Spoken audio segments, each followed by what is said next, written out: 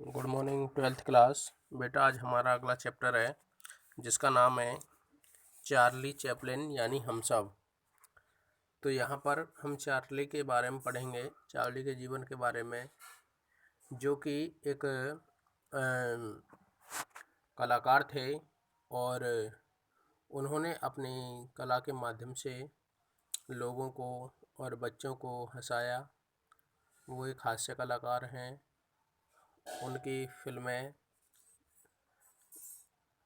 ऐसी हैं कि जिन्हें देखकर सभी लोग प्रसन्न होते हैं और उनको अच्छी लगती हैं। तो पाठ शुरू करते हैं।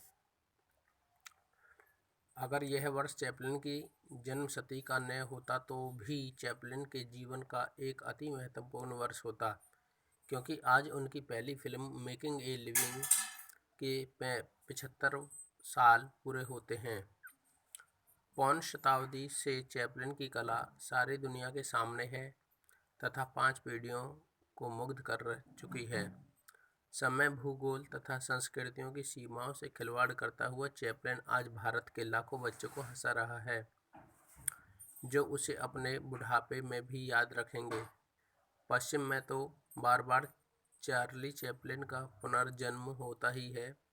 इस विकासशील दुनिया में जैसे जैसे टेलीविज़न तथा वीडियो का प्रचार प्रसार हो रहा है, एक बहुत बड़ा दर्शक वर्ग नए सिरे से चार्ली चैपलिन को घड़ी सुधारते अथवा जूते खाने की कोशिश करते हुए देख रहा है। चैपलिन की ऐसी कई फिल्में या प्रयोग न की गई रीलें भी मिली हैं जिनके बारे में कोई नहीं जानता था। अभी चैपलिन पर लगभग 50 वर्षों तक काफ़ी कुछ कहा जाएगा। उनकी सब फिल्में भावनाओं पर टिकी हुई हैं, बुद्धि पर नहीं।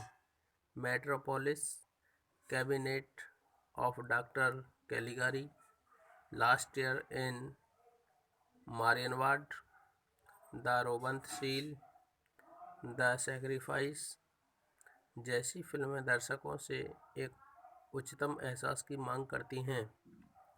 चैपलिन का चमत्कार यही है कि उनकी फिल्मों को पागलखाने के मरीजों, विकल मस्तिष्क के लोगों से लेकर आइंस्टाइन जैसे महान प्रतिभा वाले पुरुष का कहीं एक स्तर पर तथा कहीं सूक्ष्म रसास्वादन के साथ देख सकते हैं।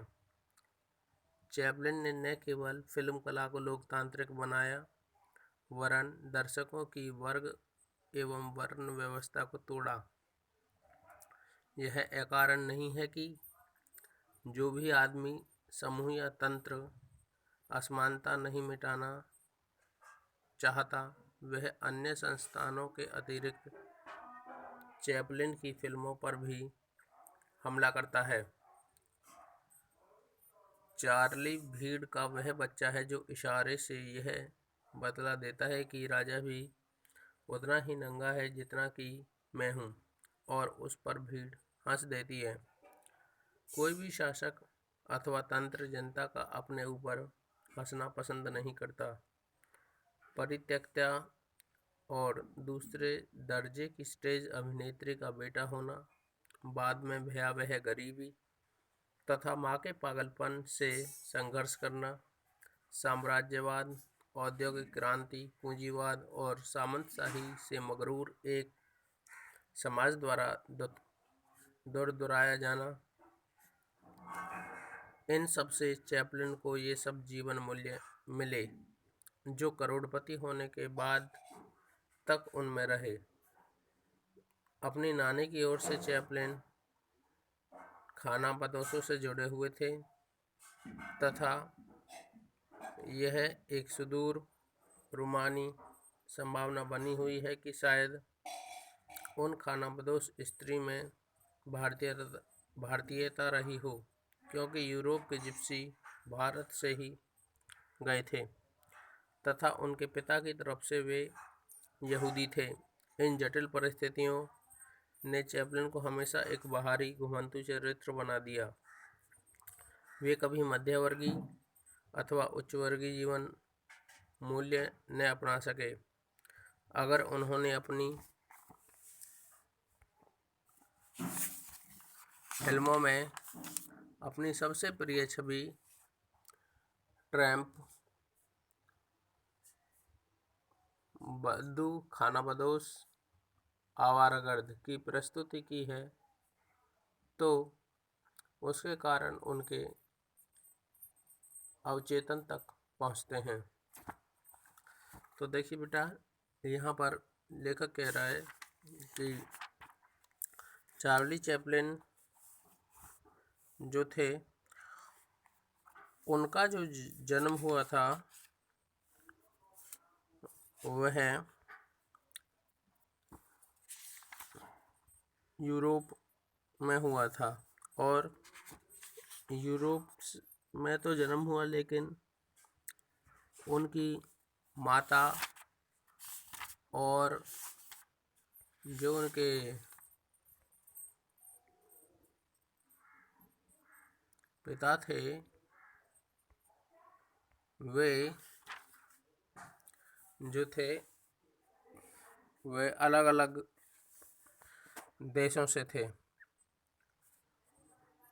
क्योंकि जो जिप्सी थे जो यूरोप में रहते थे वे भारतीय थे और पिता उनके जो थे वो यहूदी थे। तो उनके अंदर माता पिता से भारतीय यूरोपीय के दोनों गुण आ गए।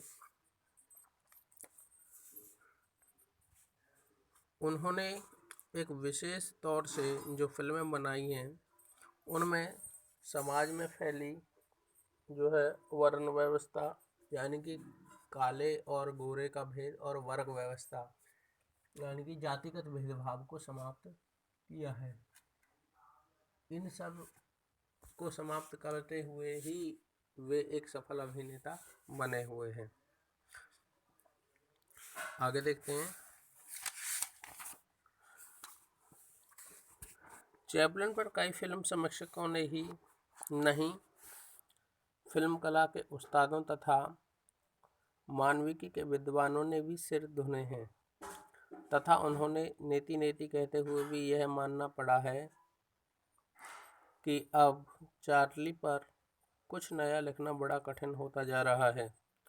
दरअसल सिद्धांत किसी कला को जन्म नहीं देते, कला खुद अपने सिद्धांत या तो लेकर आती है या फिर बाद में उन्हें गढ़ना पड़ता है। जो करोड़ों लोग चैपलिन को देखकर अपने पेट दुखा लेते हैं उन्हें मेल ओटिंगर अथवा जेम्स एजी की अत्यधिक सारगर्भित समीक्षाओं से क्या लेना देना। ये मेल ओटिंगर और जेम्स एजी समीक्षक हैं बेटा, जो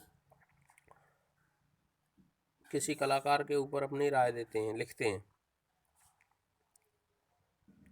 वे चार्ली को समय और भूगोल से अलग कर देखते हैं और देखते हैं कि उसकी ताकत अब तक ज्यों की त्यों बनी हुई है। उनका यह कहना कि चार्ली ने स्वयं को देखते हैं दूर की कौड़ी लाना है, लेकिन बेशक जैसा वे चार्ली में देखते हैं वह उन्हें जाना पहचाना लगता है। जिस परेशानी में वह अपने को हर 10वें सेकंड में डाल देता है वह सुपरिचित सी लगती है। अपने को नहीं, पर वे अपने किसी परिचित अथवा देखे हुए को चार्ली मानने लगते हैं। कला में बेहतर क्या चीज़ है? बुद्धि को प्रेरित करने वाली भावना अथवा भावना को उकसाने वाली बुद्धि। उसने भावना को ही चुना क्योंकि उसके पीछे अनेक कारण थे।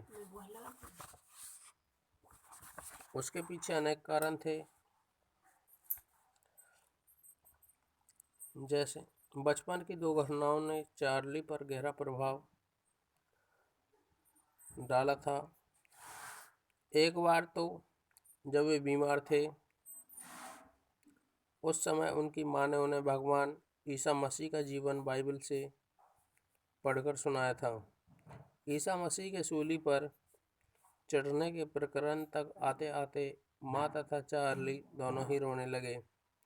स्वयं की आत्मकथा में चैपलिन लिखते हैं, ओकले स्ट्रीट के तहखाने के उस अंधियारे कमरे में माँ ने मेरे सामने संसार की वह सबसे दयालु ज्योति उजागर की, जिसने साहित्य और नाट्य को अपने महानतम और समृद्धम विषय दिए हैं, स्नेह, करुणा और मानवता। तो बेटा ये पाठ अभी चल रहा है आपका, आगे देखें। इसमें दूसरी घटना भी कम मार्मिक नहीं है। बालक चैपलिन उन दिनों एक ऐसे घर में रहता था जहाँ से कसाई खाना अधिक दूर नहीं था। वह प्रतिदिन सैकड़ों जानवरों का वहाँ से लाया जाना देखता था। एक बार एक भेड़ किसी तरह से जान छुड़ाकर भाग निकली। उसको पकड़ने वाले पीछा करते हुए कई बार फिसले गिरे तथा पूरी सड़क पर ठहाके लगने लगे। अंत में उस गरीब जानवर को पकड़ लिया गया था तथा उसे फिर से कसाई के पास ले जाने लगे। तब चार्ली को कुछ एहसास हुआ कि उस भेड़ के साथ क्या होगा। वह जोर जोर से रोता हुआ माँ के पास दौड़ा। उसे मार डालेंगे, उसे मार डालेंगे। बाद में चैपलिन ने अपनी आत्मकथा में लिखा, बसंत की वह बेलौस दोपहर और वह मजाकिया दौड़ कई दिनों तक मेरे साथ रही और मैं कई बार सोचता हूँ कि उस घटना ही ने तो कहीं मेरी भावी फिल्मों की भूमि तय नहीं करती थी, त्रासदी और हास्य उत्पादक तत्वों के सामंजस्य की। भारतीय कला तथा सौंदर्य शास्त्र को कई रसों का पता चला और उनमें से कुछ रसों का किसी कलाकृति में साथ साथ पाया जाना लाभप्रद भी माना गया है। जीवन में हर्ष और विषाद तो आते रहते हैं, यह संसार की सभी सांस्कृतिक परंपराओं को मालूम है, किंतु करुणा का हास्य में बदल जाना एक ऐसे रस सिद्धांत की मांग करता है जो कि भारतीय परंपराओं में नहीं मिलता। रामायण और महाभारत में जो हास्य है वह दूसरों पर है और मुख्यतः वह परसंताप से प्रेरित है। जो करुणा है वह प्राय सद्व्यक्तियों के लिए तथा कभी कभार दुष्टों के लिए है। संस्कृत नाटकों में विदूषक है, वह राज व्यक्तियों से कुछ बदतमीजियाँ तो अवश्य करता है, किंतु करुणा और हास्य का सामंजस्य उसमें भी नहीं है। अपने ऊपर हंसने तथा दूसरों में भी वैसा ही साहस पैदा करने की शक्ति भारतीय विदूषकों में कुछ कम ही नजर आती है। अतः भारत में चार्ली के इतने व्यापक स्वीकार का एक अलग सौंदर्य शास्त्रीय महत्व तो है ही, साथ ही भारतीय जनमानस पर उसने जो भी प्रभाव डाला होगा उसका पूरा मूल्यांकन शायद अभी होने को है। करुणा कब हास्य में बदल जाएगी, हास्य कब करुणा में परिवर्तित हो जाएगा, इससे पारंपरिक या सैद्धांतिक रूप से अनजान भारतीय जनता ने उस फिनोमेनन को ऐसे स्वीकार किया जैसे बतख पानी को स्वीकार करती है, कि किसी विदेशी कला सिद्धांत को इतने स्वाभाविक रूप से कुछ पचाने से कुछ अलग ही प्रश्न खड़े होते हैं तथा अंशतः एक प्रकार की कला की सार्वजनिकता को ही रेखांकित करते हैं।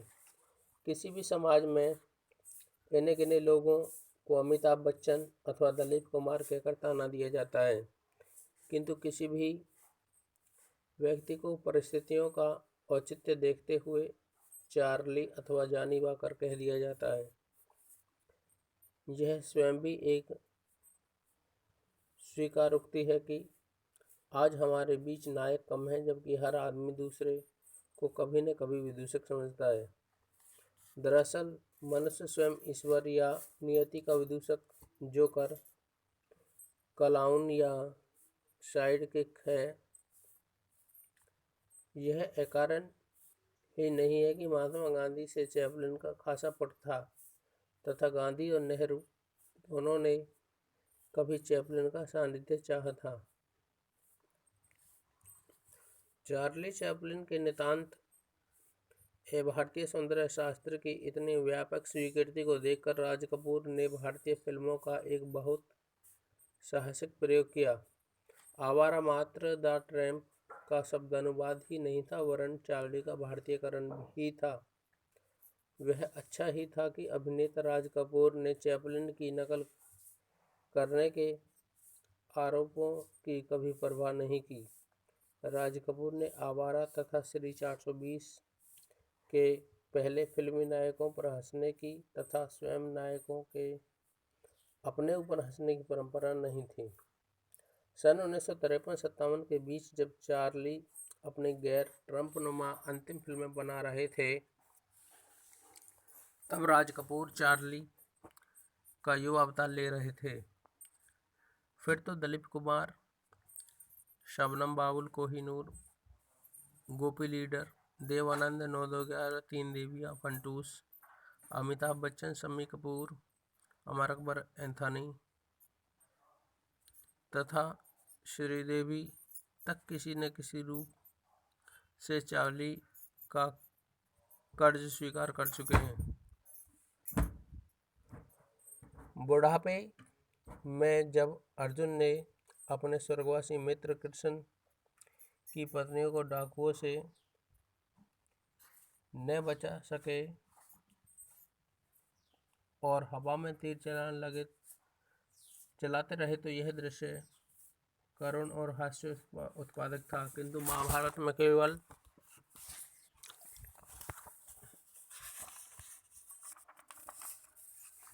उसकी त्रासद व्याख्या स्वीकार की गई। आज फिल्मों में किसी अभिनेता को डाकुओं से पिटता भी दिखाया जा सकता है, किंतु हर बार हमें चार्ली की ही ऐसी फजीहतें स्मरण हो आती हैं। चैपलिन की अधिकांश फिल्में भाषा का इस्तेमाल नहीं करती, इसलिए उन्हें अधिक से अधिक मानवीय होना पड़ा। सवाक चित्रपट पर बहुत से बड़े बड़े कॉमेडियन हुए हैं, किंतु वे चार्ली की सार्वभौमिकता तक आखिर क्यों नहीं पहुंच पाए, इसकी पड़ताल अभी होने को है। चार्ली का चिर युवा होना अथवा बच्चों जैसा दिखना एक खासियत ही तो है। सबसे बड़ी खासियत शायद यह है कि वे किसी भारतीय को विदेशी नहीं लगते, अर्थात उनके आसपास जो भी अड़ंगे चीज़ें, खलनायक, दुष्ट औरतें आदि रहते हैं, वे एक सतत विदेशी अथवा परदेश बन जाते हैं और चैपलिन हम बन जाते हैं। चार्ली की सारी मुसीबतों में हमें यह भी लगता है कि यह मैं भी हो सकता हूँ, किंतु मैं से ज़्यादा चार्ली हमें हम लगते हैं। यह तो संभव है कि कुछ अर्थों में बस्टर कीटन चार्ली से बड़े हास्य प्रतिभा हो, किंतु कीटन हास्य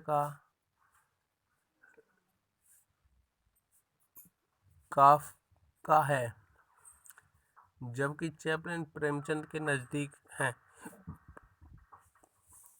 यदि एक होली का त्यौहार छोड़ दें, तो भारतीय परंपरा में किसी भी व्यक्ति की अपने ऊपर हंसने, स्वयं को जानबूझकर हास्यास्पद बना डालने की परंपरा न के बराबर है। गाँव तथा लोक संस्कृति में तब भी यह शायद हो, नगर सभ्यता में तो यह नहीं थी।